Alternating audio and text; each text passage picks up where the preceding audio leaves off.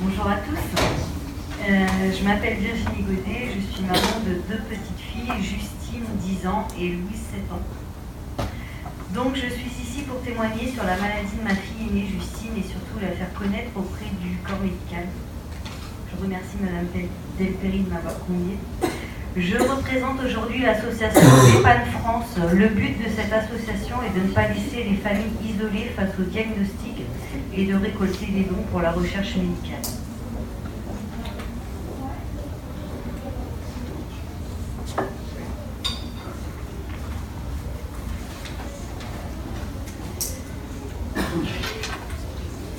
Donc, Justine est atteinte d'une neurodégénérescence avec surcharge cérébrale en fer, en anglais NBIA.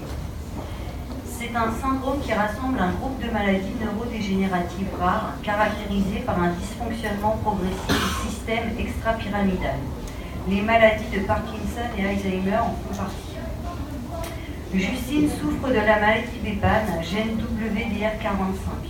C'est une maladie qui touche un enfant sur 1 million dans le monde aujourd'hui. Les petites filles sont plus touchées que les garçons. Cependant, le séquençage NGS devrait permettre un recensement des patients affectés plus précis.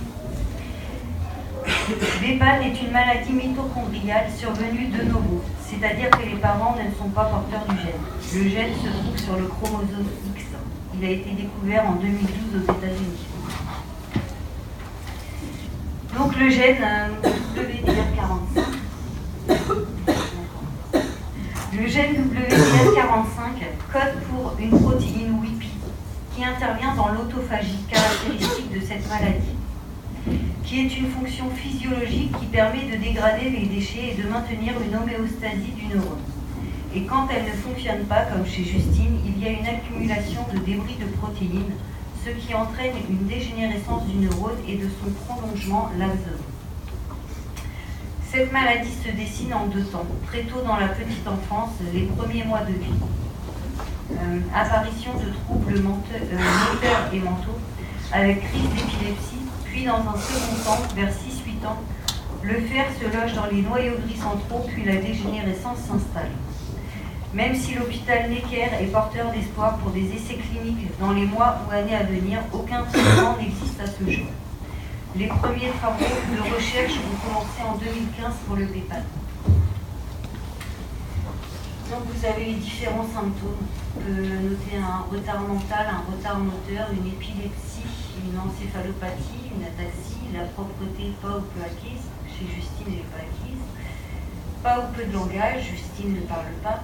Dysarthrie, troubles cystiques, démence, parkinsonisme, atrophie optique, troubles du sommeil.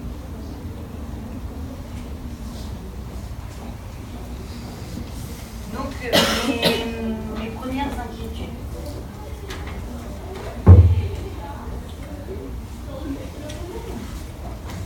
Donc, ma grossesse s'est bien déroulée, s'est bien passée. Justine, à la naissance, c'est un bébé tout à fait normal.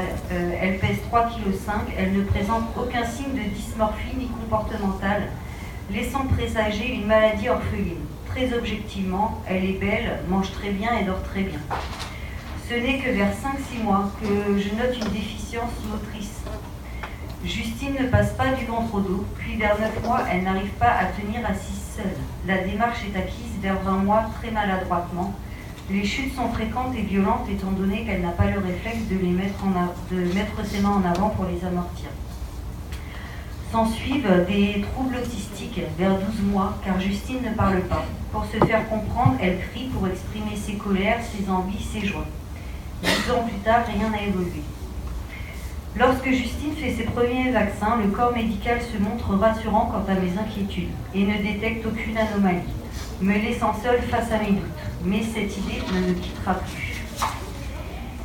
En juillet 2010, à ses 18 mois, Justine fait sa première crise d'épilepsie. Je suis à la fois très inquiète, mais pas vraiment étonnée. Au début, le corps médical pense à de simples convulsions hyperthermiques, car Justine a une rhinopharyngite. Les épisodes deviennent de plus en plus fréquents. Les médecins décident donc de la mettre sous traitement de dépakine.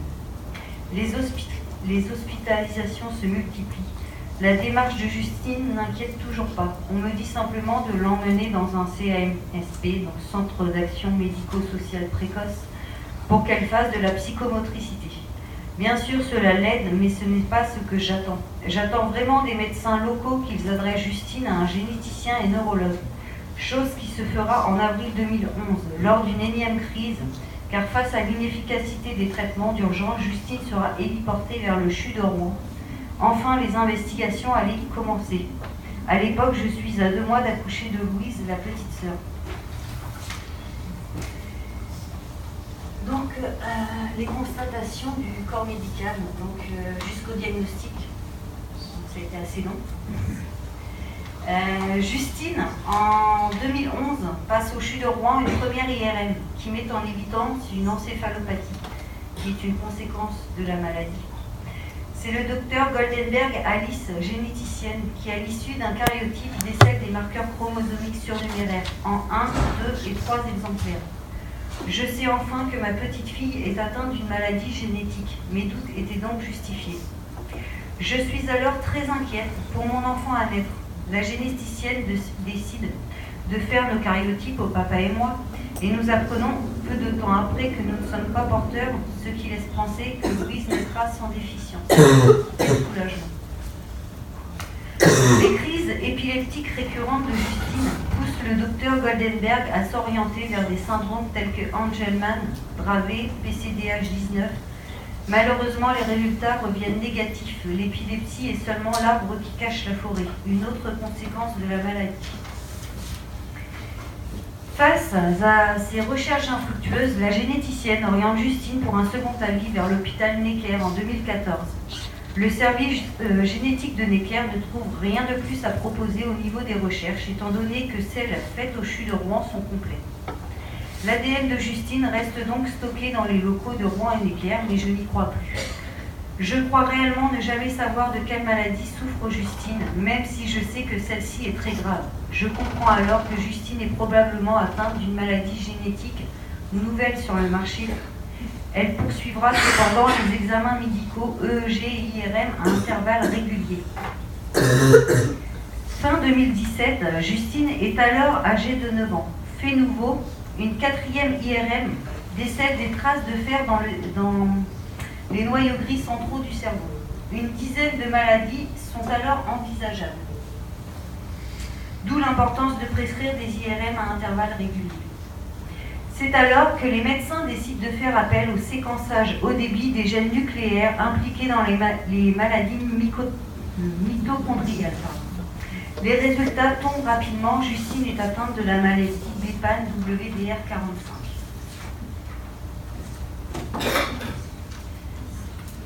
C'est presque fini. Donc le quotidien de Justine est le nôtre. En 2011, j'ai dû arrêter de travailler 3 ans pour m'occuper de Justine à temps plein. Il a fallu constituer un dossier MDPH, Maison des personnes handicapées, sigle que je ne connaissais pas à l'époque, et attendre des mois pour avoir une réponse. Malgré l'obtention d'une AVS à temps plein pour la rentrée des classes en maternelle, Justine sera acceptée par la maîtresse seulement 2 heures par semaine.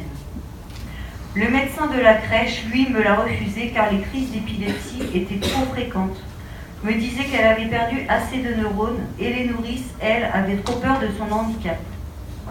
Le papa, quant à lui, était en plein déni de la maladie. Moi, tout l'inverse. Je voulais savoir de quoi souffrait ma fille pour avancer psychologiquement. Ça devenait obsessionnel. La séparation fut inévitable. Toute ma vie tournait autour de Justine. Maintenant encore. J'ai la chance d'avoir Louise, ma deuxième, qui est mon moteur. Elle sait tout sur la maladie de sa grande sœur, je ne lui cache rien. Notre quotidien n'est pas celui d'une famille lambda, étant donné que l'on se retrouve souvent pénalisé, parce que Justine ne se canalise pas, marche très mal, et que je dois toujours vérifier si l'environnement où l'on va est propice à son handicap. Nous sommes donc limités au niveau des sorties, mais depuis septembre, Justine est accueillie quelques week-ends dans l'année au centre d'accueil temporaire. Cela permet à Louise de profiter un peu plus. Néanmoins, Louise aime beaucoup Justine et fait très attention à elle. Elle la protège et joue le rôle de grande sœur. Depuis 2015,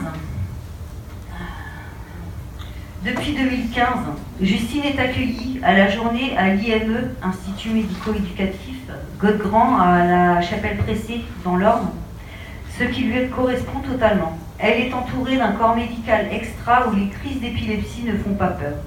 C'est une enfant qui n'a aucune conscience du danger. Une présence à ses côtés est indispensable dans son quotidien. Elle est très sociable, aime être entourée. Notre vie est plus simple depuis que Justine est bien prise en charge. Je retravaille chez un médecin depuis 5 ans. Actuellement, elle pèse 40 kilos, ne peut s'habiller, se laver, manger seule. Elle n'a aucune autonomie. La propreté n'est pas acquise, ne parle pas, ne mime pas, crie pour s'exprimer. Depuis la montée du fer, Justine n'arrive plus à se lever seule, sans aide. Ses membres inférieurs et supérieurs se rétractent. Les fausses routes sont de plus en plus fréquentes. Je suis une maman très lucide quant à la maladie, et même si le handicap de Justine est compliqué à gérer au quotidien, je l'aime inconditionnellement. C'est une enfant qui est dans son monde, mais tellement heureuse que mon souhait le plus cher est qu'elle garde son joli sourire. Et je ferai tout pour. Je remercie le corps médical d'avoir enfin pu établir un diagnostic. Même si les nouvelles ne sont pas bonnes, mettre un nom sur la maladie est très important pour les parents. Je remercie aussi les associations d'enfants handicapés. Les mamans m'ont beaucoup soutenue pour faire le deuil de l'enfant dit normal. Je remercie ma fille, je remercie aussi ma famille qui m'a souvent eu au téléphone, inquiète, mes amis, ma Louise qui m'a fait découvrir le plaisir d'être maman, et mon amie qui a une vraie ouverture d'esprit et qui accepte le handicap de Justine.